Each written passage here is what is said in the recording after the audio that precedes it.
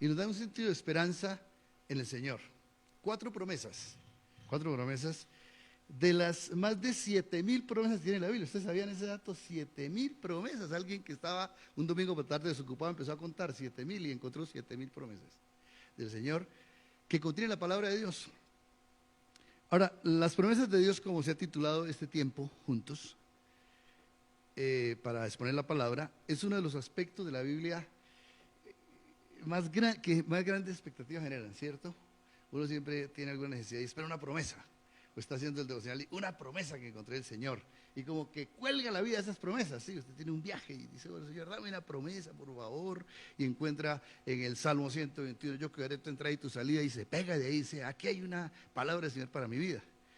Entonces es muy, digamos, como apelamos mucho a la promesa del Señor, ¿cierto? Vivimos de las promesas del Señor en mucho sentido, pero a su vez también, así como es un tema tan importante para nosotros en el desarrollo de nuestra fe cristiana, nuestra vida cristiana, también las promesas despiertan grandes inquietudes y se convierten en una especie de paradoja, y lo voy a explicar. Miren, la paradoja consiste en esto. En 2 de Corintios el apóstol Pablo dice, las promesas del Señor son en él sí y amén. O sea, Dios promete y cumple, punto. Hoy cantamos eso, ¿cierto? Dios de pactos, que cumple sus promesas, que guarda su palabra, siempre es fiel a su palabra. Pero el otro lado de la moneda lo encontramos en que no siempre sucede así. Miren, por ejemplo, el libro de Hebreos en el capítulo 11, cuando el apóstol que escribe Hebreos hace un relato de todos los logros de los grandes héroes de la Biblia, encontramos que en el capítulo 11, finalizando en el versículo 39, dice, y todos estos, aunque alcanzaron buen testimonio mediante la fe, no recibieron lo prometido. Sí, la paradoja, ¿no es cierto? Dos realidades, Dios sí cumple, pero no siempre recibimos. Y entre en ese espectro de esas dos afirmaciones, encontramos una gama de posibilidades que a veces nos confunden, que a veces nos afirman, pero a veces no es tan sencillo. Y yo pues, ahora, yo voy a hablar sobre la base de la experiencia de cada uno de nosotros. Y díganme la verdad, ¿todas las promesas que ustedes han recibido se les ha cumplido en sus vidas? Díganme la verdad. No estoy dando de sembrar aquí ninguna duda, porque lo primero que vengo a hacer aquí es decir, afirmamos nuestra fe en el Señor, pero seamos sinceros. Usted podría decir, ¿todo lo que me ha prometido me lo ha cumplido? La pregunta no es si tiene la esperanza, yo también y tengo la fe, pero la pregunta es, ¿todo se ha cumplido? ¿Sí? Bueno, entonces no estoy sembrando dudas, solamente diciendo que esa es la paradoja que vivimos en la fe cristiana y que tenemos que entenderla. No nos dé miedo enfrentar nuestras dudas y nuestras debilidades, porque al fin y al cabo es parte del ejercicio de la relación con Dios. No todo con Dios es así. Vamos derechitos hacia la fe que no tiene ninguna duda. Miren, por ejemplo, los espectros que hay. Hay promesas que demoran mucho tiempo. El padre de la fe, por 25 años, esperó el nacimiento de un hijo. 25 años. ¿Ustedes saben qué puede pasar en 25 años cuando uno espera tantísimo? Lo difícil que se vuelve la vida. Porque él estaba sustentando su herencia, su heredad. Todo lo que le ha prometido en el capítulo 12, dice, usted tiene una familia, una tierra, un pueblo. Será levantado de la simiente suya. Y no había el hijo. Entonces la confusión que tenía que tener ese hombre era muy grande. La esperanza en un hijo. Ninguno tenemos tantísima esperanza en un hijo como lo tuvo Abraham. Y él lo hizo esperar 25 años. Nosotros en la familia nos convertimos en el año 1975. Somos 5 hijos, papá y mamá. 4 de los hijos nos convertimos en el 75. Yo exactamente el 17 de julio del año 1975. Estamos hablando de ¿cuántos años? 46 años. Pero uno de mis hermanos, el hermano mayor, no estaba en casa, estaba en otro país. Y él sí, está en otro país. Él no oyó el evangelio y por alguna razón tenía una forma de pensar diferente. Él no llegó a conocer al Señor. Llevamos literalmente, y el Señor lo sabe, 46 años esperando una promesa del Señor que cumpla su promesa cuando dice, tú y tu casa serán salvos. 46 años. No somos tan héroes como Abraham, pero ya lo superamos en 20 años casi, al viejo Abraham, ¿cierto? En la familia de mi esposa, uno de sus hermanos no conocía al Señor y por 30 años esperaron esa promesa y el año antepasado él conoció al Señor. 30 años esperando también la promesa. Entonces, en esa gama, de esa paradoja hay cosas que sí se cumplen ya, pero hay cosas que demoran tiempo. que pasan tiempo, ¿cierto? Entonces, entendemos, por ejemplo, la promesa de serás salvo tú y tu casa. Yo entiendo, pues una exégesis sencilla es que cuando la salvación llega a la casa, pues toda la gente se va a convertir, ¿sí o no? Eso es lo que creemos, ¿o no? Está en el texto bíblico. Sin embargo, ¿es cierto en nuestras familias?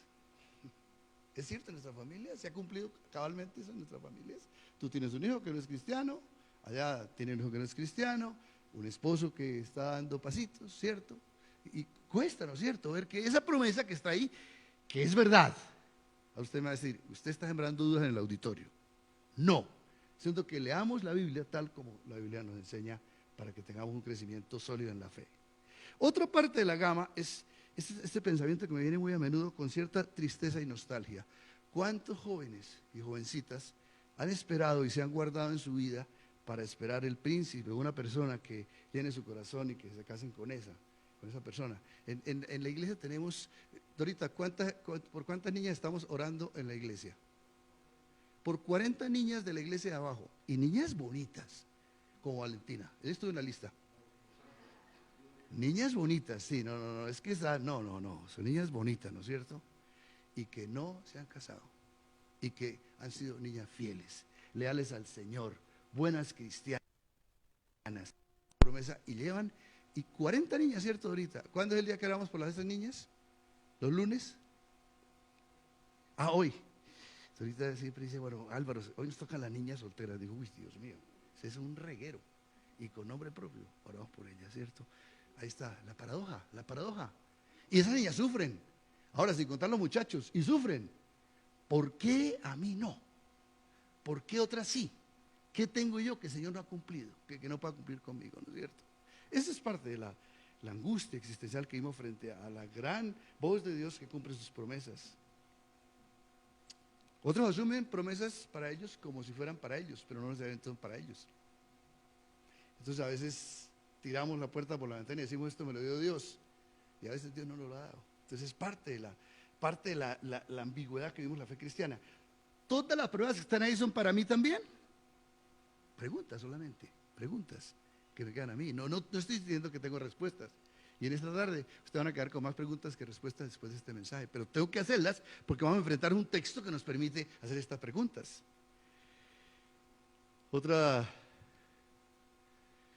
Muchas veces Dios demora las promesas porque está esperando probar nuestros corazones. ¿A quién le pasó eso? A Job. Job fue el producto de un debate entre Dios y Satanás, que le dijo, ese hombre me ama a mí porque yo soy Dios. Satanás le dice, quítale lo que tiene. Y verá que no lo ama.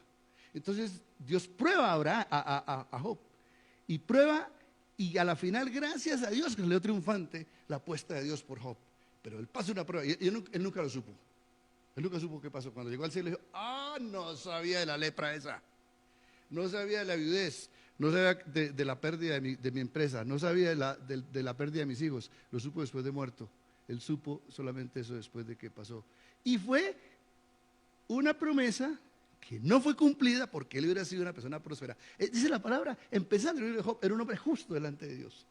Era tan justo que cuando los hijos se iban a discoteca los sábados, el hombre ofrecía sacrificio y se postraba delante de Dios por si acaso en esa discoteca los hijos la habían embarrado. No solamente oraba por eso, sino oraba por los hijos, ¿cierto? Por si acaso. Ahora, Pablo sabía acerca de la sanidad, que Dios sanaba a los hombres, que Dios sanaba enfermedades, lo sabía. Lo había escuchado en el Antiguo Testamento, lo creía. Es más, dice la palabra en alguna parte, en el libro de los Hechos de los Apóstoles, que la sombra de Pablo y la sombra de Pedro sanaban a los enfermos. Eso es increíble. ¿Lo sabía Pablo? ¿Creía en la sanidad? Claro que sí. Había leído Isaías capítulo 53. Por su llaga fuimos nosotros curados. Era una promesa que el Señor le dio. Sin embargo, Pablo ora y no recibe la sanidad del Señor. Dice la palabra que no la recibió, según de Corintios, no la recibió. Y muere, y posiblemente en su muerte todavía tenía ese aguijón en la carne, que no sabemos exactamente qué es. Ayer hablé con Anita de Rosado. Ella lo vieron el jueves y hablé con ella y estaba tan emocionada y me dijo, pastor, estoy feliz. Después de que le han hecho una cirugía donde, ¿cómo se llama? Le hicieron un retoque completo. sí, se cambiaron la cadera, bueno, todo, mejor dicho, hasta la conciencia la cambiaron, Anita. Y dice, estoy feliz, feliz. ¿Por qué estás tan feliz?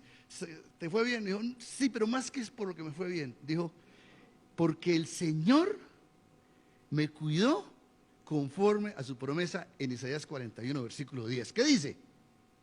No temas, estoy contigo. ¿Qué más dice? No desmayes, porque soy tu Dios. Siempre te ayudaré con la diestra de mi justicia. Entonces, una mujer que estaba diciendo, canto la victoria hoy porque el Señor me sostuvo emocional y físicamente. En una promesa, Isaías 41, versículo 10. Entonces, noten la tensión que hay. Demoras, no lo vemos, pasará el tiempo, esperamos, no era para nosotros, sí, no era. Entonces, tengo que confesar, la verdad, yo no tengo respuestas para esto. No, y si usted me la pide, sería un abuso de mi parte intentar hacerlo. Y retomo las palabras de Isabel en el Voces de la Comunidad, la última que habló Isabel Orozco. Y yo tomé nota y dice textualmente, los procedimientos de Dios son demasiado profundos para que podamos entenderlos. No siempre sabré por qué, pero siempre sabré que el Padre es fiel y justo y que en su forma de actuar Él siempre tiene un plan. Ahora, ante esta tensión que provocan las palabras de Dios, debemos reconocer que no siempre tenemos respuestas. Mas cuando el libro de Deuteronomio en el capítulo 29, versículo 29, ¿qué dice? ¿Alguien se acuerda? Acuérdense, 29 es un texto muy importante de Deuteronomio, a ver, para que lo grabe. Hay cosas que Dios le revela a los seres humanos, pero hay cosas que lo guardan en secreto y que nadie sabe. Y posiblemente pasemos a la eternidad sin saber por qué esta promesa se quedó en el tintero y nunca la recibió. Deuteronomio capítulo 29, 29. ¿Sí dice así? ¿Alguien lo tiene? Algún dudoso puede decirme que no era así, pero léalo, léalo. ¿Lo tienes, Guillermo? ¿Quién lo tiene?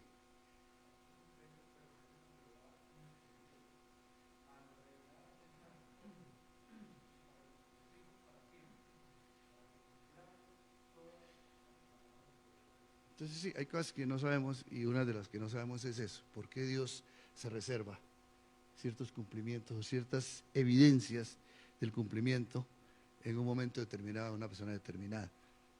No sabemos, pero sí sabemos una cosa, y ahí lo subrayo, sí sabemos que hay cosas que hacemos que invalidan las promesas de Dios.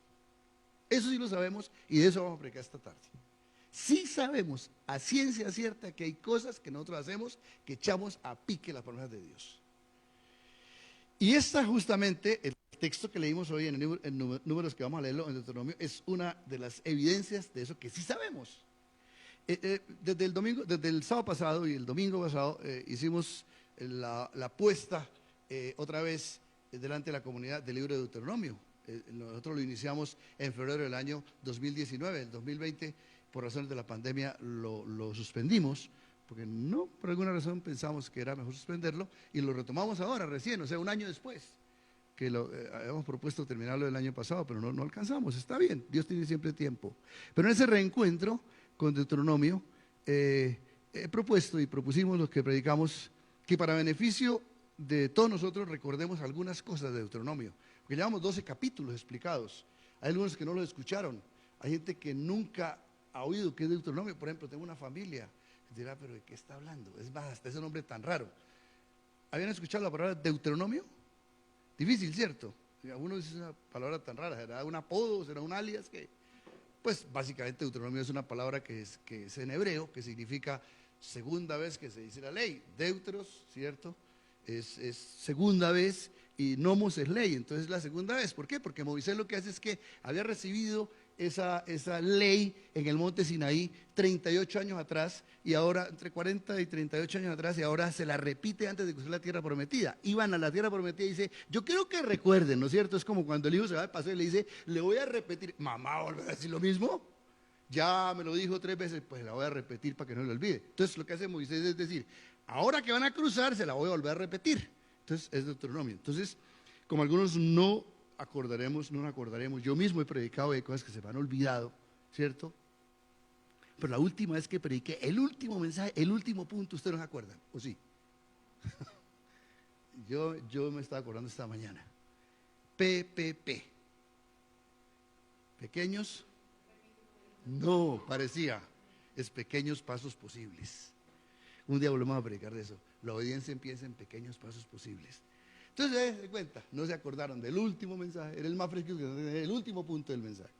Y los que nunca habían escuchado, pues obvio que no tienen idea de lo que significa Deuteronomio. Y queremos apoyarles y queremos reingresar, digamos, sin afanes. Entonces vamos a reingresar posiblemente, nos vamos a durar un mes tratando de coger algunos temas muy importantes de Deuteronomio.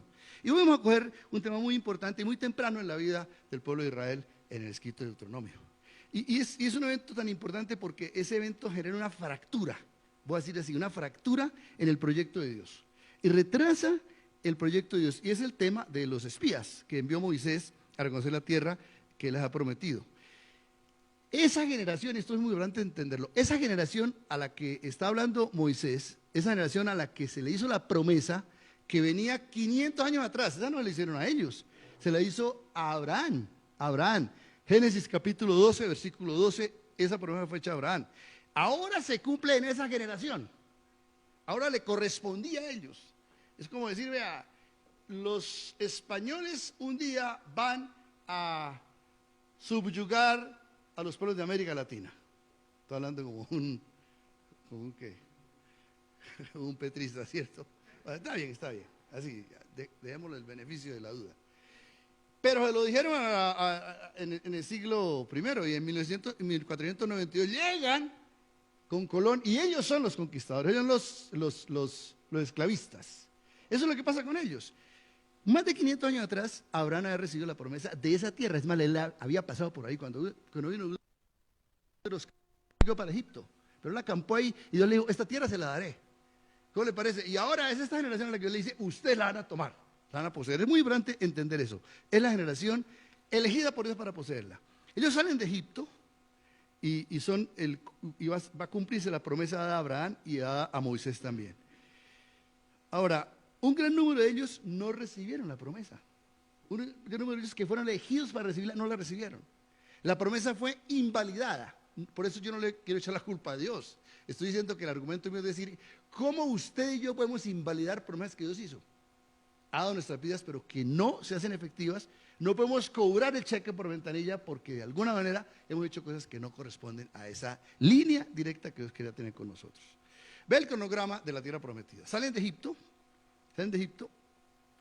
y llegan hasta el Sinaí. Después de que cruzan el Mar Rojo, llegan a Sinaí. Esa jornada duró más o menos 3 meses. A los 3 meses llegan a Sinaí y ellos se parquean ahí. Dios quiso tenerlos ahí. Por 2 años estuvieron ahí. Ojo que eso es importante. Ellos no salieron, no es que pasaron recién las tardes de la ley y chao, nos vemos. No. Hay una cantidad de eventos, especialmente esos eventos donde Moisés sube por 2 veces, donde hubo la idolatría del pueblo del becerro. Fueron 2 años donde Dios quiso como asentar la ley en el corazón de ellos. Quería manifestarse. Por eso cuando Moisés sale de Egipto, él no le dice al faraón, venga, deja ir a mi pueblo para que nosotros vayamos a la tierra prometida. No dijo eso nunca. ¿Qué dijo él? Adorar a Dios. Y ellos vieron a Dios en Sinaí por primera vez. Conocieron a Dios, vieron, estoy diciendo de una manera figurada, por primera vez se encuentran con Dios, se encuentran con ese Dios a través de la ley, se encuentran con ese Dios a través de Moisés y causa impacto en ellos. Dice la palabra de Dios que fue tan fuerte el estrépito en Sinaí. Sinaí fue el evento de adoración más grande que tuvo el pueblo en el desierto, planeado por Dios. Entonces llevamos 2 años y qué, 2 años y qué, y 3 meses. Entre Sinaí y Cades Barnea, a donde sucede el evento que vamos a leer hoy, fueron otros 3 meses. Dice que 11 jornadas. 11 jornadas en realidad no son 11 días, en realidad tenía que ver con 11 jornadas de acuerdo a la jornada que estaban midiendo que eran los 3 meses. No voy a explicarlo porque yo lo he entendido, lo voy a repetir. Pero son 3 meses desde Sinaí hasta Cades Barnea. Entonces, estamos diciendo que desde Egipto hasta Cades Barnea, que sí estaban en las goteras de la tierra prometida, eso sí están en más o menos 15 días entrarían a la tierra prometida, y eso yéndose bien lento. Con un carro pasando aceite, en 15 ya están allá. Entonces, en 2 años y medio llegan a Cades Barnea. Ahí sucede el evento de los espías.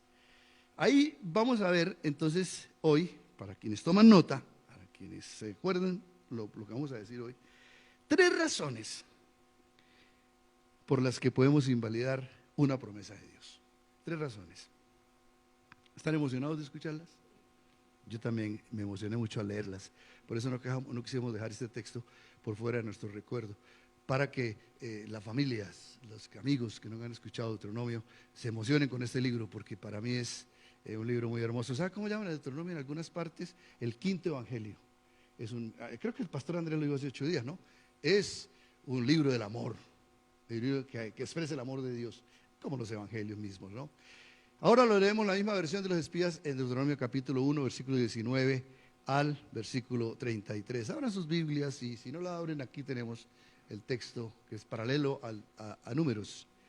Y salidos de Horeb, anduvimos todo aquel... Bueno, vamos a hacer una cosa para que tengamos dinámica, ¿les parece? Yo leo los impares y ustedes que están ahí pueden leer los pares, ¿les parece?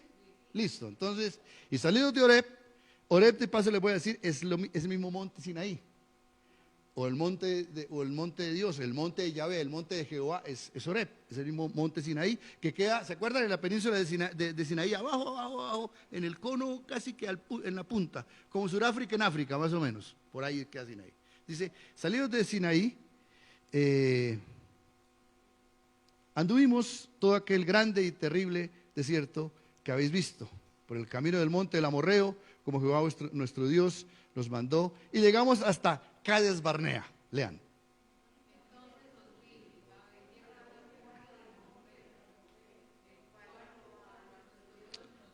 Una explicación breve con respecto al monte del Amorreo. El monte del Amorreo es la evidencia de la preconquista. Recuerden que la tierra prometida se iniciaba en realidad al margen oriental del río Jordán, ¿sí? Empezó en la primera conquista que fue Jericó. Pero resulta que Moisés libró 2 batallas al lado occidental del monte del río Jordán. Y son las batallas que hizo contra los amorreos. Y ahí coge un territorio muy grande que después lo entrega ¿a quién? A 2 tribus. A Efraín y Manasés. Y ya entonces ellos se establecen ahí. Entonces el territorio de la tierra prometida se extiende hacia lo que sería el espacio de los amorreos. Y ahora leo yo el versículo 21, ¿cierto? Mira, Jehová tu Dios te ha entregado la tierra. Sube y toma posesión de ella, como Jehová el Dios de tus padres te ha dicho, no temas ni desmayes.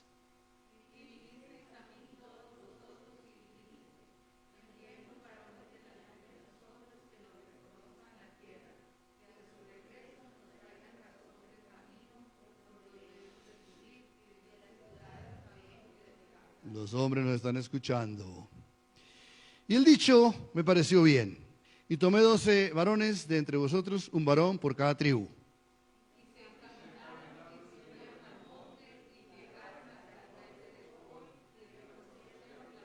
Y tomaron en sus manos del fruto del país y nos lo trajeron. Y nos dieron cuenta y dijeron, es buena la tierra que Jehová nuestro Dios nos da.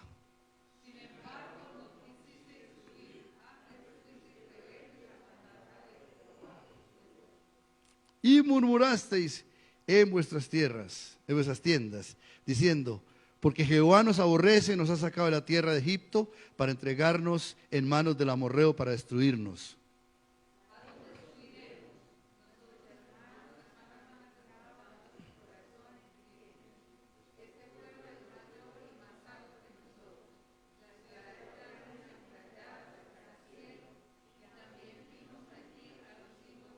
Entonces os dije, Moisés, no temáis, ni tengáis.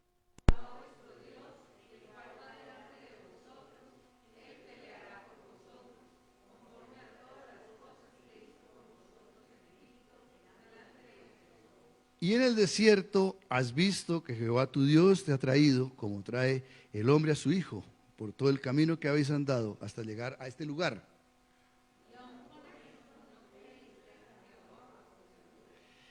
¿Y quién iba delante de vosotros? ¿Quién iba delante de vosotros por el camino para reconoceros el lugar donde habíais de acampar con fuego de noche para mostraros el camino por donde habéis y con nube de día? Bueno, es más sucinto el relato que hace Moisés aquí en el libro de Deuteronomio, un poquito más amplio en números, por eso lo leímos, pero acuérdense, ¿qué es lo que vamos a explicar hoy? A ver, recuérdeme. Tres razones por las cuales podemos invalidar una promesa con Dios. Una de las canciones que me pareció bastante, pues me parecía como mucha esperanza, pero me parecía muy comprometedora, ¿no es cierto? Dice, usted no va a salir igual que como entró. ¿Y cómo va a pasar? ¿Y cómo va a pasar? Que espero que la palabra de Dios no le dé a usted exactamente igual que como entró. Yo espero, anhelo eso. Por eso me he preparado, por eso anhelo, por eso he orado, por eso le pido al Espíritu Santo que tenga bondad para nosotros esta tarde. Que no sea, pues, un tiempito más, una parte más de nuestra reunión, que sea algo que determine también nuestra forma de vida, nuestra forma de cómo entendemos a Dios. Vea, tres razones. Y las razones, y el argumento se inicia en un fatídico versículo, el versículo más doloroso de este, ¿cuál será? A ver.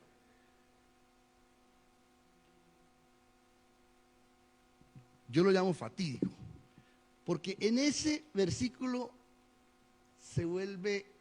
ese versículo echa a perder 500 años, más de 500 años. No lo he dicho, díganlo ustedes, a ver. El versículo 26, sí señora, versículo 26. ¿Cómo empieza? Sin embargo, ahora si usted lo contrasta con el versículo 25, dice, ellos dicen, es buena la tierra. Sin embargo, no quisisteis subir, antes fuisteis rebeldes al mandato de Jehová vuestro Dios. Sin embargo, qué palabra tan dolorosa, qué fatídico. Esa conjunción, sin embargo, traduce en el español, quiere decir en el español, algo parecido a más, algo parecido a pero es un poquito más, comunica un poquito más. Sin embargo, se utiliza para indicar que lo que se dice a continuación es contradictorio con lo que se dijo anteriormente. Sin embargo, lo que dijo anteriormente no se ha invalidado. ¿Sí? Yo sé que usted es buena persona. Yo sé que usted tiene necesidad de la plata del préstamo que me está pidiendo, pero no se lo voy a hacer. Sin embargo, no lo voy a hacer. Entonces, el argumento, ese sin embargo, anticipa un argumento contradictorio al primer planteamiento. Sin embargo, no se invalida, o sea, nunca se invalidó de que la tierra era buena. Sin embargo, ellos no quisieron hacerlo. Aunque reconocemos que la tierra es buena, no vamos a ir. Y echaron a perder otra vez más de 500 años de espera de esta promesa. Ellos, que habían sido la generación elegida, salió de Egipto, cuyo argumento era el Sinaí, pero Moisés sabía que iba por la tierra prometida. Iban al sumo del pueblo de Dios. Iban a encontrarse con el gran proyecto de Dios, un pueblo, una nación, un territorio. Significaba mucho para un pueblo que era esclavo, significaba prácticamente todo. Ahora, aquí con sin embargo, hallamos la primera razón por la cual podemos invalidar una promesa de Dios. Primera razón, no reconocer el beneficio de la promesa que da Dios. Usted va a decir, lo voy a repetir para que usted vea que es difícil de entender este argumento. No reconocer el beneficio de la promesa dada por Dios. Entonces usted va a decir, ¿alguien no reconoce el valor del beneficio de una promesa dada por Dios? ¿Alguien no va a reconocer? ¿Alguien tendrá en la cabeza, algún ser humano normal tiene algo en la cabeza que le diga que no es importante una de las 7,000 promesas que da Dios? ¿Guardaré tu salud y tendrás desde ahora y para siempre? ¿Eso no tiene valor para una persona? Aún para el no cristiano. Yo conozco gente que no es cristiana que consigue libros de promesas. Y como ahora todas escriben, entonces a la gente le gusta leer promesas. Y el pensamiento positivo está basado mucho en las promesas. Mucho en que Dios promete, en que nos va a ir bien, en que todo está floreciendo. Sin embargo, déjeme argumentar un poquito con respecto a este argumento que estoy dando, la primera razón. Y lo explico. Sí es cierto que todos reconocemos el valor del resultado de la promesa, pero no siempre reconocemos el valor de la promesa. ¿Me explico? Explico. Por ejemplo, ¿Abraham reconoció que era importante tener un hijo? Recibió la promesa. Sin embargo, él no le creyó a Dios y no reconoció el valor de la voz de Dios, del argumento de Dios. Reconoció el valor del beneficio de la promesa. Por eso es que Abraham, cuando no cumplía la promesa, le echa mano a Agar, a su esclava, y tiene relaciones con ella para cumplir la promesa. ¿Qué evidencia? que el resultado es muy importante, pero no necesariamente el portador de la promesa. ¿Sí me explico? A eso estoy refiriéndome. No estoy diciendo que la promesa no es importante, pero se vuelve más importante que el que dé el argumento. Por ejemplo, una promesa: estad quietos y ved que yo soy Dios. ¿Nos interesa eso? Claro que queremos ver quién es Dios, queremos ver el poder de Dios. Sin embargo, ¿cuántas veces salimos corriendo a hacer lo que uno nos ha pedido hacer y no estamos quietos? Nos interesa mucho el resultado, pero no necesariamente en la voz del promesero, ¿se diría? Promesero, prometedor, del que promete, ¿no es cierto? Y entonces una persona que no pone a tono o que no pone en la perspectiva correcta la voz del que promete, por encima de la promesa, termina murmurando. Pues ellos terminaron murmurando. Y miren, toda la teología de la prosperidad está basada en el resultado económico del pueblo de Dios. Todo, usted prende ese mal llamado canal cristiano, enlace, y usted va a encontrar que hay promesas, son ciertas. Ellos no están inventando promesas, están ciertas. Siembra y Dios da cosecha. Plante y verá que Dios da, ¿cierto? Diezme y verá que le multiplica sus ingresos. Eso lo dice Dios, eso lo dice, yo no estoy mintiendo. Pero que es tan fuerte el resultado de la promesa, que constituye una teología falsa, aún a partir de la verdad. Porque la voz de Dios no importa, importa el resultado. Importa que yo tenga plata, importa que yo consiga el dinero, a como sea. No importa, si Dios no me da, yo me lo voy a conseguir. Y hace maratónicas con tal de conseguirlo a como sea, ¿cierto? No es por la promesa de Dios, es porque el resultado se vuelve tan importante. Entonces, un acercamiento a este texto nos lleva a aplicar esto a nuestras vidas. No nos apuremos al resultado. Esperemos en la voz de Dios. Él tiene la eternidad para cumplir la promesa. No corramos. ¿Cuántas veces nos corremos a ayudarle a Dios, a hacer cosas que Dios quiere que nosotros, que quiere que resulten para nosotros, o queremos que resulten para nosotros, y la embarramos? Yo tengo un amigo muy especial en la Biblia que se llama Habacuc, ¿cierto? Es un amigo mío, un día lo voy a conocer en el cielo, porque es un hombre tan increíble, y dentro de su profecía él escribe esto, sobre, eso lo dijo Dios, y él lo capta y lo pone ahí, en blanco y negro.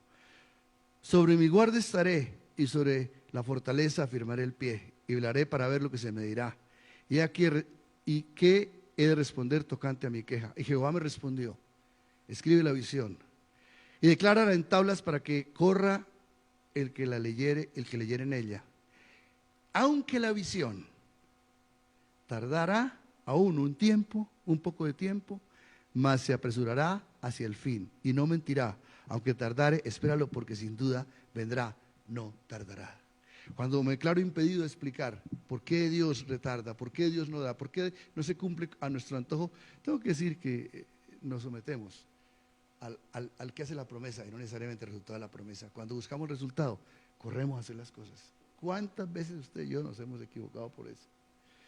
Cuento una historia vergonzosa de una persona que esto sucedió en Indonesia, más o menos por el año 70, donde hubo un avivamiento muy fuerte, un avivamiento de cristianismo muy fuerte en Indonesia, y en esa zona de Asia, y entonces iban a evangelizar, y una vez un grupo de personas fueron a evangelizar como a un caserío, pero había un río y se creció el río, y el río pues no podían pasar, era un río muy ¿cómo se llama? Muy caudaloso.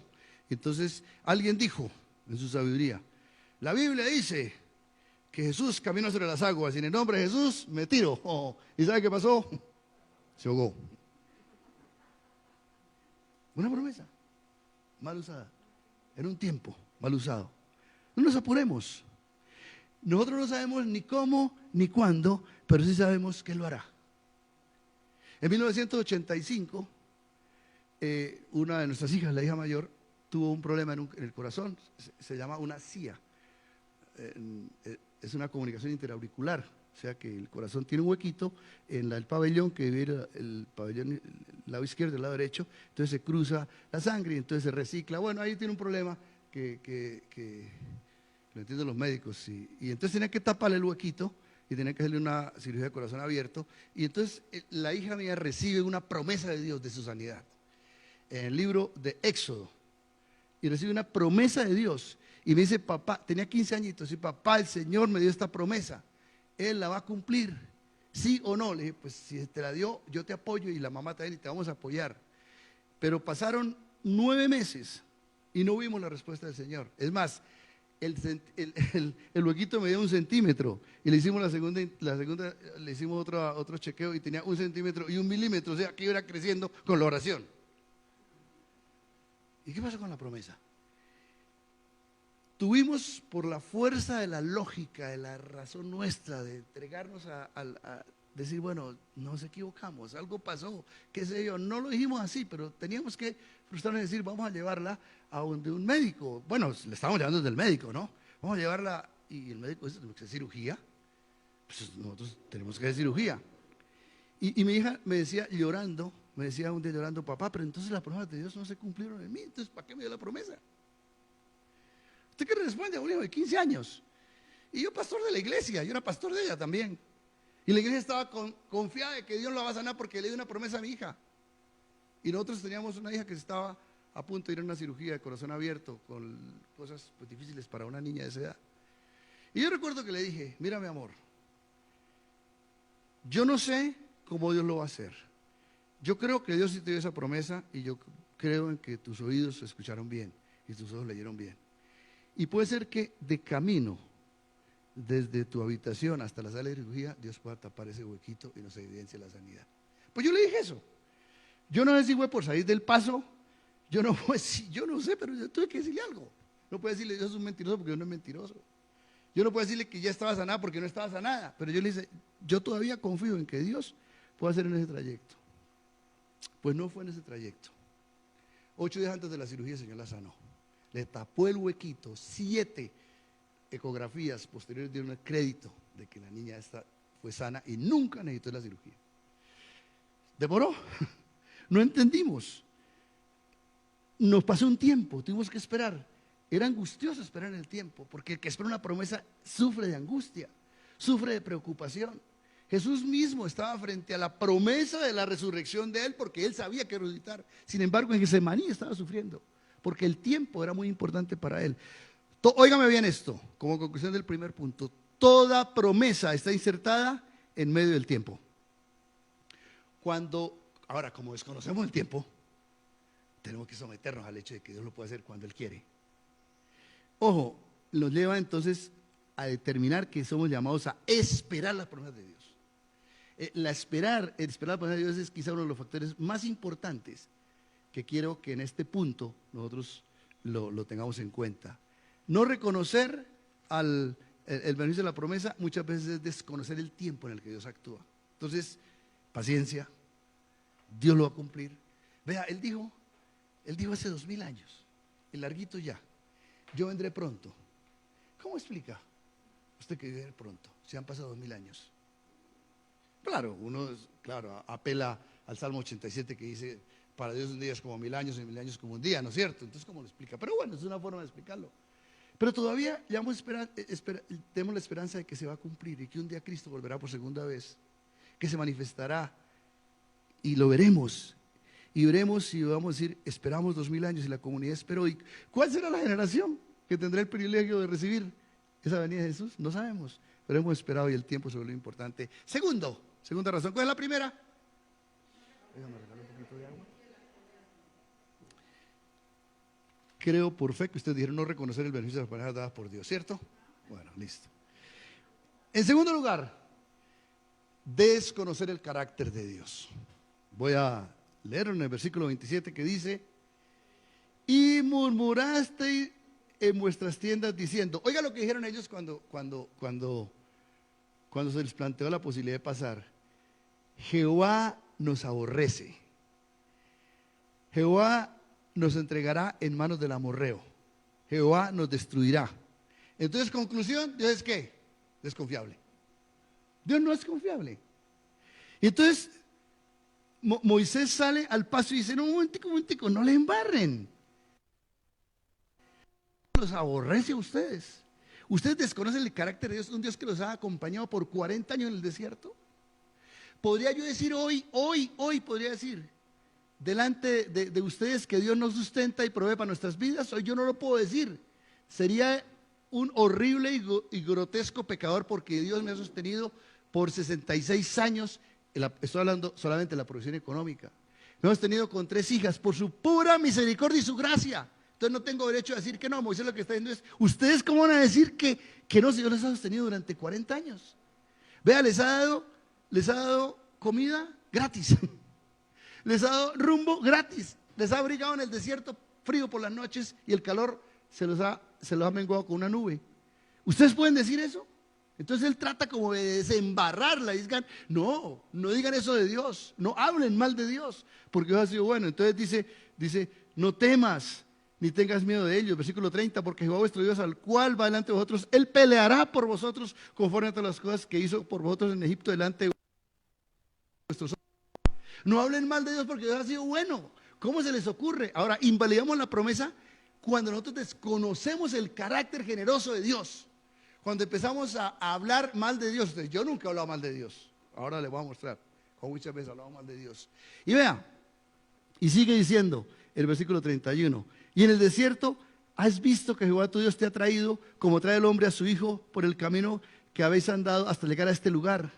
Y aún con esto no creíste en Jehová vuestro Dios, quien iba delante de vosotros por el camino que reconoceremos, donde habéis de acampar, y por la noche les dio fuego y en el día les dio una nube Entonces Moisés está preocupado y dice: no la embarren. ¿Cómo ustedes van a decir eso? Dios no es así como ustedes están pensando. ¿Cómo se les ocurre hablar de Dios de esa manera? Ahora, ¿de dónde salió este razonamiento? De ignorar el carácter generoso de Dios. La historia que Dios marca con nuestras vidas es una historia para que nosotros apelemos cuando una promesa esté tardía en llegar. Recordar que Dios es bueno, que cumplirá en su tiempo, que hará la bondad en el momento, que la hará en las circunstancias que Él quiera, que posiblemente cambiará algunos factores, pero cumplirá lo que Él quiere para nuestras vidas. Notemos que la primera reacción de ellos fue murmurar, quejarse, enfadarse. Ahora, esta fue una práctica del desierto. Esta fue una práctica que sencillamente salió ahí. Como que dice, como que mostraron el cobre, pero ya el cobre lo traían por dentro hacía rato. Recuerde que ellos murmuraron frente al Mar Rojo. ¿Se acuerdan? Se querían devolver. Y en el Mar Rojo estaban ¿a qué? Habían salido, ¿cuánto tiempo estaban desde la salida al Mar Rojo? Días apenas. Murmuraron frente al maná. Todas las veces la misma punta de anca todos los días. ¡Qué jartera! Mande que sea un pan, es una arepita paisa, porque eso a punta de carne solamente no nos gusta. Entonces Dios les dio codornices y dice que les salía hasta por los oídos. Y murmuraron: ahora puras codornices pues, ahora punta de arepa y nada de carnecita. Fueron expertos en murmurar. María y Aarón, ¿se acuerdan? Que Moisés se casó con una muchacha, creo que era morenita, sí, cusita, ¿no? Cuscús, como dice, era cusita, ¿no? Era cosita, y entonces ellos murmuraron: usted, hermano, la estirpe del faraón, y usted casada con una cosita, ¿no? ¿Cómo se le ocurre? Y murmuraron, y la doña, ¿qué le pasó a María? Le dio lepra, por eso se acuerdan. Le dio lepra ahí sus buenos tiempos, ¿cierto? Y Moisés también aprendió a murmurar de Dios, ¿se acuerdan? ¿Ustedes saben por qué Moisés no entró a la tierra prometida? Algunos dicen que porque le pegó 2 veces a la roca. Eso no es cierto. Mírenlo en el Salmo 106. ¿O quieren mirarlo ya? Bueno, ¿tenemos tiempo o estamos muy tarde? El Salmo 106 dice por qué Moisés no entró a la tierra prometida. Salmo 106, versículos 32 y 33. Porque Moisés hizo lo mismo, murmuró contra Dios. Salmo 106 dice: también, versículo 32, también le irritaron en las aguas de Meriba, y le fue mal a Moisés por causa de ellos, porque hicieron revelar a su espíritu y habló precipitadamente con sus labios. Él habló mal de Dios. El mismo Moisés que ahora está pelando había hablado mal de Dios. Es que ha dicho: usted, ¿cómo hablan mal del Señor? ¿Cómo se les ocurre si Él nos ha ayudado? Y él hizo exactamente lo mismo. Él fue también uno de los practicantes de la murmuración. Ahora, ¿cuándo nuestras prácticas se convierten en murmuración? ¿Cuándo nuestras prácticas frente a una promesa se convierten en murmuración? ¿Cuándo no identificamos el carácter de Dios? Es muy probable que cuando nosotros empecemos a hablar, cuando tengamos una prueba y no tengamos respuesta, ¿por qué a mí, Señor? Yo soy mejor que, ¿y por qué a él le fue así y a mí no me fue así? Estos días alguien escribió: yo me he guardado y no me has dado la promesa que me hiciste a mí. Y esa persona X, que no se guardó como yo y que está haciendo cosas indebidas, le va mejor que a mí. ¿Por qué no me oye, Señor? Y nos quejamos de la vida y eso murmura contra Dios. No tengo, no soy capaz, eso está terrible. ¿Quién va a superar esto? Vale la pena vivir. ¿Qué esposo, qué esposa me has dado? Esta pandemia es una miseria. ¿Y sabe quién nos está escuchando? El mismo Dios al que hemos adorado, porque nos ha dado en otro tiempo cosas muy buenas. ¿Cómo se siente Dios? ¿Cómo se sintió Dios cuando les dijo: esta es la tierra, se la pongo delante de ustedes? Y les da una tierra buena y dicen: pero no nos importa, tú eres malo, tú no eres confiable para nosotros. Cuando no aprendemos a hablar bien de la vida, por ende estamos hablando mal de Dios mismo. A mí no me pasó, gracias a Dios, lo que voy a contar, pero yo he escuchado a papás que les pasó. Yo he escuchado hijos que se quejan delante de sus padres por cualquier condición. No tengo que ponerme. ¿Ustedes han escuchado eso? No tengo que ponerme, y el closet lleno de lado a lado. En mi casa no, porque en mi casa no tenían que ponerse, no. Sí tenían que ponerse. Pero le gustaba ponerse el mismo vestido cada 8 días. Está bien, no hay problema. ¿Qué jartera vivir en esta casa? ¿Por qué me tocó esta familia? ¿Por qué me tocó el peor papá y la peor mamá del mundo? ¿Cómo se sienten los papás con esas expresiones de los hijos? Triste, ¿cierto? Cuando un papá ha trabajado y que un hijo, una hija le diga: no tengo que ponerme, ¿no le duele a uno? Que se ha reventado para comprar un par de zapatos, que se ha reventado para darle el aguinaldo. No, yo no estoy refiriéndome a ustedes. ¿Sí? ¿Le cayó? Bueno, está bien. Entonces, sepa que le duele a papá. Pues de la misma manera, así Dios se siente cuando nosotros, habiendo recibido tantas cosas en la vida, no reidentificamos el carácter de Él. Por eso el apóstol Pablo es tan sobrado en esto. Dice: mire, sea que muramos, o sea que vivamos, pertenecemos al Señor. Dios es bueno. Pablo en la cárcel, en el libro de Filipenses, nos muestra el corazón de un hombre que nunca dudó del carácter de Dios. Dice: vea, no es bueno lo que me está pasando, pero aún puedo cantar alabanzas a Dios porque Dios es bueno. Y mi amigo Habacuc dice: aunque la higuera no florezca, aunque en la vida no haya fruto, con tanto yo me gozaré en el Dios de mi salvación, quien hace mis pies como decir, vea, y en los lugares peligrosos de las alturas me hace andar, trastabillando, me hace un equilibrista. Note que no le echa la culpa a Dios. Dice: yo no entiendo, yo no entiendo, porque hay cosas que no entiendo por qué mi hermano lleva 46 años y no se ha convertido al Señor. No entiendo por qué y no trato de entenderlo, pero yo no puedo pensar en algo diferente, que Dios es bueno, que Dios lo va a salvar cuando Él quiera, como Él quiera, que Dios tiene proyectos con Él y tiene propósitos, y que su palabra se cumplirá. ¿Cuándo, cómo y dónde? Yo no sé, pero las palabras de Dios sí son amén, amén en Él. Entonces, 2 cosas hemos dicho. Cuidado con el tiempo, para que sepamos esperar, ¿sí? Para que no le ayudemos a Dios y le embarremos, no salgamos adelante con el resultado perdiendo el carácter de Dios. Y ojo con el hablar de Dios, porque el hablar acerca de Dios. Por eso, la verdad, fuimos creados para la alabanza y la gloria del Señor. Para eso fuimos creados. La alabanza y la gloria del Señor no se da en la murmuración. Pues era muy triste para Dios escuchar eso, porque 38 años atrás habían estado en el culto más grande que ningún ser humano ha tenido en la historia. Solamente se volverá a repetir. De Sinaí pasaremos a Apocalipsis capítulo 19, el culto más glorioso en el cielo, pero el más glorioso en la tierra fue Sinaí. ¿Y cómo es posible que ustedes vieron la bondad mía? Ustedes vieron el carácter mío, vieron el poderío mío. Dice que el que se acercaba se quemaría al monte, porque ahí está la presencia soberana y poderosa de Dios. ¿Cómo les pasa por la mente que les va a hacer a ustedes daño? ¿Cómo pueden ustedes creer que un papá quiere hacerle daño a un hijo? Dice: si ustedes, siendo malos, saben dar buenas dádivas a vuestros hijos, ¿cuánto más vuestro Padre Celestial y las promesas de Dios son para nosotros? Porque Dios es bueno. Pero el resultado depende de Dios en su momento, en su historia. Pero Dios sigue siendo bueno. Aún con lo que no puedo entender, Dios sigue siendo bueno. Hay cosas que yo no entiendo de la Biblia y no las entenderé ni quiero presumir. Pero aún así, he tomado la decisión de ir por el camino. Si usted quiere decir de la ceguera, de la tosudez, yo creo que Dios es bueno y que nunca se equivoca. Para que no terminemos murmurando como esta gente. En tercer lugar, ¿cuál es la primera? ¿Y la segunda?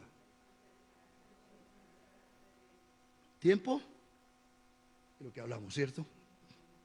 En tercer lugar, apelar a la lógica humana para leer la promesa. Que esa es la más obvia, ¿cierto? Esa es la más obvia. Versículo 28, que dicen, y Números lo amplía, lo hace mucho más generoso.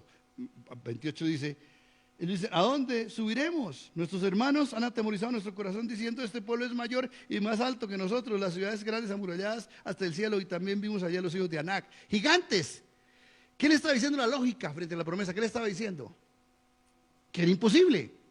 Pero le voy a decir una cosa, a mí me parece que todas las promesas están cargadas de un elemento de imposibilidad. Entonces no sería promesa. No sería promesa. Las promesas están cargadas de un elemento de fe.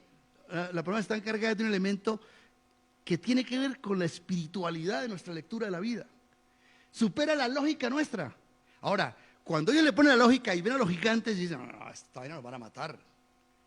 Y ven las ciudades amuralladas, difícil, absolutamente difícil. Estaba viendo una serie de estos días de los otomanos con mi esposa y entonces se van a tomar a Constantinopla y toda esa muralla tan impresionante que tienen que derrotar, tienen que tumbar. Ellos vieron eso y mucho más. ¿Ustedes se acuerdan cuál fue la primera ciudad que tomaron yendo a la tierra prometida? Jericó. ¿Y qué fue lo primero que él le mostró? Las murallas se caen. ¿Y se caen qué? ¿Porque ustedes fueron unos guerreros? Se tumbaron cantando, silbando esta gente, con panderetas, con organetas. Bueno, no sé cómo hagan una organeta para caminar, pero igual se la colgaban. Sí, con maracas, con fiesta, con saxofón, con lo que fuera, cantando. ¿Por qué? Para Dios demostrarles su fuerza, su capacidad. Eso lo dijo David, ¿no? No es con espada, ni con ejército, sino con el poder de Dios. Y le da en la cabeza a Goliat y Goliat cae destruido. No, entonces, ahora, también fueron expertos en ver la lógica. Cuando el Señor llama a Moisés, este gran líder, a quien por si sentimos un gran respeto, ¿qué es lo que dice Moisés? Conmigo no cuente. ¿Por qué? Porque yo soy como James, tartamudo. ¿Yo cómo voy a hablar? ¿Cierto? Y el Señor, ¿qué le dice? No, el Señor no habla así. Se le dice, yo hice al tartamudo, yo hice al ciego, yo hice al cojo. ¿Habrá algo imposible para mí? ¿Es porque usted tiene las dos piernas que va a ganar? ¿Es porque usted habla correcto que va a ganar? Es porque yo tengo el poder. No le aplique la lógica, porque en la lógica no actúa la promesa de Dios necesariamente. Cuando buscamos la lógica, en realidad reversamos y valemos la promesa de Dios. Cuando Dios dice, ¿te daré un esposo? ¿O te daré una esposa? Valentina, ¿sí o no fue así? Carlos, ¿fue así o no? Lo va a sacar de donde sea. Yo recuerdo, y voy a contar esto que es una infidencia de nuestra familia, cuando Juanita Juanita, nuestra hija menor, una niña muy juiciosa, la verdad. Las otras no tanto. Pero Juanita sí, Juanita era una niña, la niña de la paz, la llamamos en la casa. Para los que no conocen, ella es hija mía, ella no es Juanita. Y yo recuerdo que Juanita un día entra a nuestra habitación llorando y dice, mami, yo no soy tan fea o qué. Y Juanita es muy bonita, la verdad. No porque sea hija mía, se parece mucho a mí, muy bonita la chica. Y Juanita entra triste a la habitación y dice, no, nadie me echa los perros. Los que no saben echar los perros, ¿saben qué es eso? Bueno, listo. Eso es lenguaje juvenil. Nadie me mira. No valgo ni un plomo que yo dispare para matarte, ¿será? Y la mamá le dice, como yo no sé si es una voz profética, pero la mamá le dice, mira mi amor, Dios te va a cumplir a ti lo que te ha prometido, porque ella nos hablaba de una promesa. Y si tiene que traer una persona del otro lado del mundo, para ti lo va a traer. Si usted hace un hueco aquí, aquí, aquí, sale exactamente donde estaba Juan Pablo, al otro lado del mundo, en Australia. Se lo trajo allá, lo trajo por 8 días, la conoció y un día antes de irse se enamoraron y ahora están casados y tienen 2 niños. La lógica humana no nos deja entender las promesas de Dios. La lógica humana no nos deja captar la dimensión de ese Dios que es bueno, generoso. Cuando nosotros le aplicamos la lógica a nuestras vidas, se hace difícil que podamos entender las razones generosas y providenciales de Dios. A nosotros tenemos 40 años de casados. Y yo nunca pude conseguir una casa. Pues por razones obvias, yo sumaba y siempre me daba apenas, ¿no? 0 igual a 0. Entonces no podía tener una casa. Entonces un día empezamos a pedirle a Dios, no, ni le pedimos a Dios. Pensamos que Dios nos dará algo algún día. Tenía el temor de que me fuera a morir y mi esposa quedara por ahí tirada debajo de algo y tenía temores, ¿no? Aunque ella es mayor que yo, pero de todas maneras yo tenía siempre ese temor, ¿no? Que mi esposa, yo me fuera a morir y la dejara desamparada. Entonces dijimos, bueno, de pronto Dios nos da algo. Y entonces empezamos a espiritualizarla porque la lógica no cabía. O sea, las sumas nunca nos darían. Nunca daría. Y nosotros, un principio de nosotros es nunca nos endeudamos. Entonces no nos íbamos a endeudar por eso. Entonces un día espiritualizamos la promesa y dijimos, ¿sabe qué? Empezamos como Rafael Escalona. ¿Cómo empezó Rafael Escalona?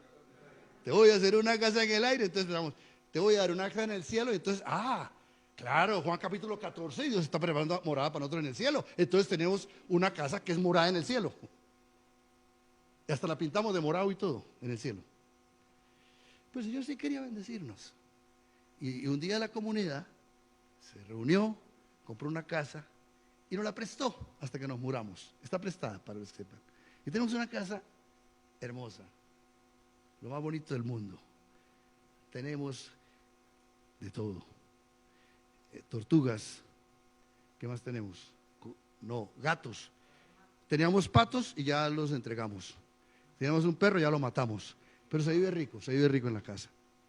Dios tiene una promesa que cumplir en un momento como Él quiso. Entonces, la lógica a mí me decía que no. Es más, la lógica aún me llevó a espiritualizar el tema. Pero Dios quiso, por su generosidad y su benevolencia, hacerlo para nosotros. Entonces, Dios es capaz de sacar el agua en el desierto. Dios fue capaz de proveer el pan milagrosamente a las personas sin la lógica humana. ¿Qué panaderías podía haber en el desierto? ¿Qué Arturo Calle en el desierto? Dice la palabra de Dios que no se dañaron los vestidos ni se dañaron los calzados de los pies. ¿Se acuerdan que dice el texto?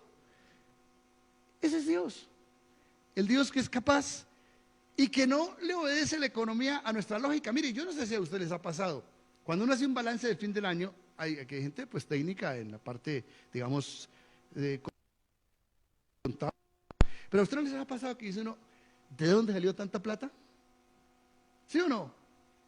Vea, ahí está. Una niña que sabe economía seguramente, pero dice, ¿de dónde, Señor? De las cuentas de Dios. ¿Usted cómo puede pensar que una comunidad como la que nosotros estamos participando, que se empezó hace 30 años en Medellín, y que tiene una sede abajo por la cual pagamos 9 millones de pesos de arriendo, que tiene una cantidad de gastos impresionantes, pagamos por esta sede también casi 5 millones de pesos, ¿de dónde puede salir ese dinero? Usted va a decir, usted es como el pastor de Barranquilla. No. Compare, pero no confunda. No soy. Y yo sí creo que Cristo vendrá. Pero no va a seguir con el resto. ¿De dónde vendrá? De la economía de Dios. La generosa economía de Dios. El que es capaz de dar paz en medio de la prueba. El que prueba para que nosotros mejoremos. El que nos da esposa y esposo para que nos refinemos. El que saca el agua en el desierto. El que pone a Jesucristo, su Hijo, entre nosotros para que nos salve. ¿Le cae a uno la lógica en la economía de Dios? En la dispensación de Dios, en la economía, cuando Dios determinó que nos da su propio Hijo, eso no me cabe bien en la cabeza. Que Dios se hace carne y habita entre nosotros y muere por nuestras vidas. Eso no tiene lógica. Eso no se puede entender cómo es que Él actúa en retrospectiva, o cómo se llama, en retroactividad, con retroactividad. Y muere por nuestros pecados.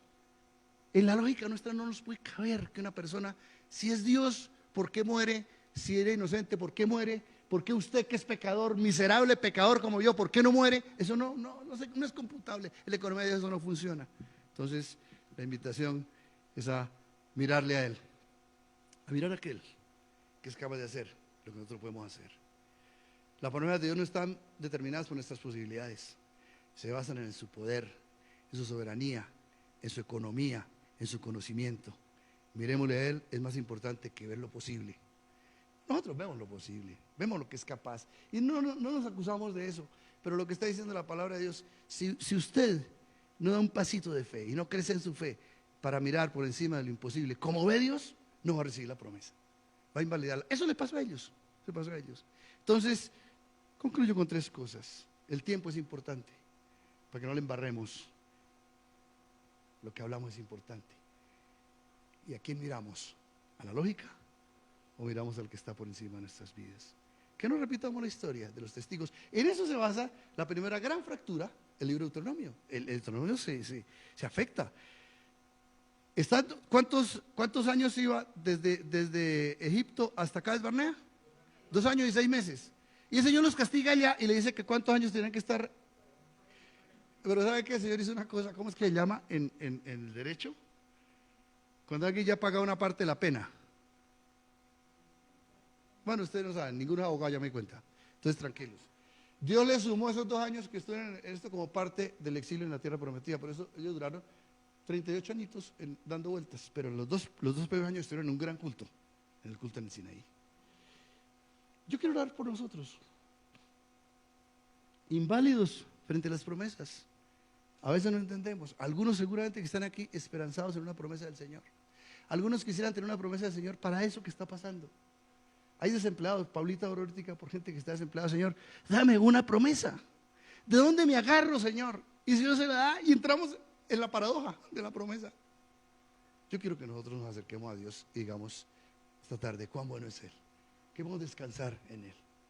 Aunque no sabemos cosas que Dios tiene en el tintero, pero sí sabemos quién es Él. No invalidemos lo que Dios quiere hacer con nuestras vidas. Inclina su cabeza y vamos a orar. Padre, quiero agradecerte por esta tarde. Gracias porque el libro de Deuteronomio nos enseña que las promesas tuyas sí se cumplen, pero que tú también puedes descontar a unas personas que no caminan como tú quieres que caminemos. Y estos testigos fueron así, necios. Sin embargo,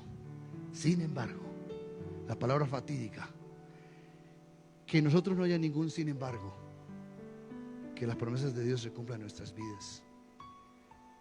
Señor, que aquellos que necesitan una palabra tuya, como dijo este centurión, una palabra tuya bastaría para sanarle, y tú la diste, esa palabra.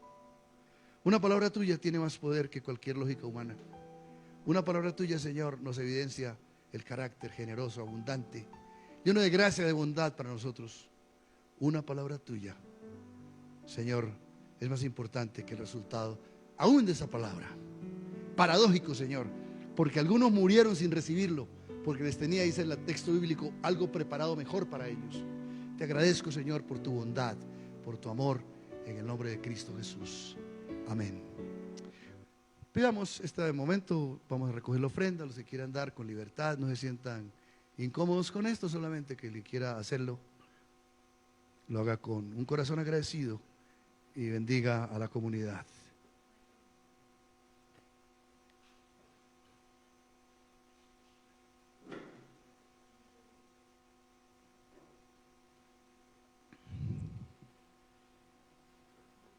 Y nosotros que creemos que Cristo vendrá por segunda vez, no somos de Barranquilla, pero aceptamos que Cristo vendrá por segunda vez, decimos para finalizar, Maranata. Por favor, explíquenle qué quiere decir Maranata para que no sean confundidos. No es un trabalenguas.